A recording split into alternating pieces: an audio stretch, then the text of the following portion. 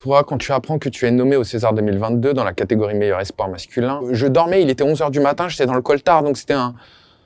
Waouh!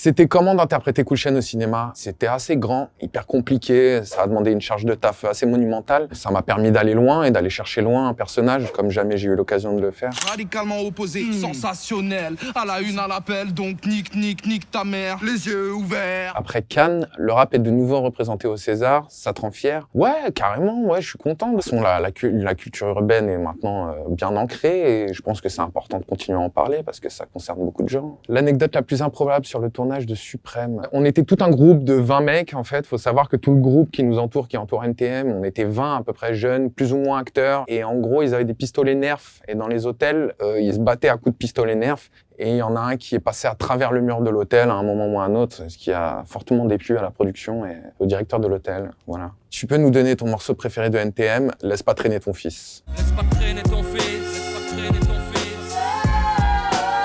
La chose à ne pas dire quand on reçoit un prix. Faut pas avoir préparé un texte, faut pas être dans un truc un peu trop écrit, sinon ça peut tout de suite sembler comme si on l'avait prévu, quoi. Une forme de prétention, on se dit ouais, j'étais sûr de l'avoir, donc du coup t'as un truc bien carré, faut essayer d'être un peu bancal, quoi. Rester spontané, je pense. Tu as 20 secondes pour nous montrer comment tu réagirais si tu gagnais un César.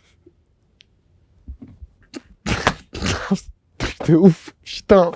Avec des larmes et peut-être un peu plus d'émotion. Si tu l'as, tu le mettras où, ton César? Dans mon salon, qui est mon appart, hein, parce que mon appart fait 24 mètres carrés, donc mon salon étant ma cuisine et ma salle où dormir, ouais, dans mon salon, ouais. Selon toi, ça change quoi dans une vie de remporter un César? Ça change le compte courant, certainement? Non, je sais pas, peut-être le fait d'avoir plus de propositions, puis ça apporte une espèce de confirmation que t'es un peu légitime d'être là, quoi. Ouais, peut-être une forme de légitimité, ouais. À part Suprême, quel film aimerais-tu vraiment voir récompensé au César? Je dirais De son vivant, de Emmanuel Berco, avec le grand Benoît Magimel à l'intérieur, qui fait une perf assez dingue. Peux-tu nous parler de tes projets pour 2022? J'ai un film qui va s'appeler Rue des Dames, avec Garance Marié, prochain film de La Rumeur. J'ai une série américaine qui s'appelle Russian Dolls, dont j'interprète un rôle dans la saison 2. Et une série Netflix France sur les incendies de Notre-Dame, voilà, avec Roche Dizem, Alice Isaz et plein d'autres superbes acteurs. Ce serait quoi le rôle de tes rêves? Je sais pas, des grands politiques, des grands méchants, des grands sadiques, des grands dictateurs. Ça me ferait délirer, ouais, de faire ça. Laisse pas traîner ton fils, laisse pas traîner Salut. ton fils.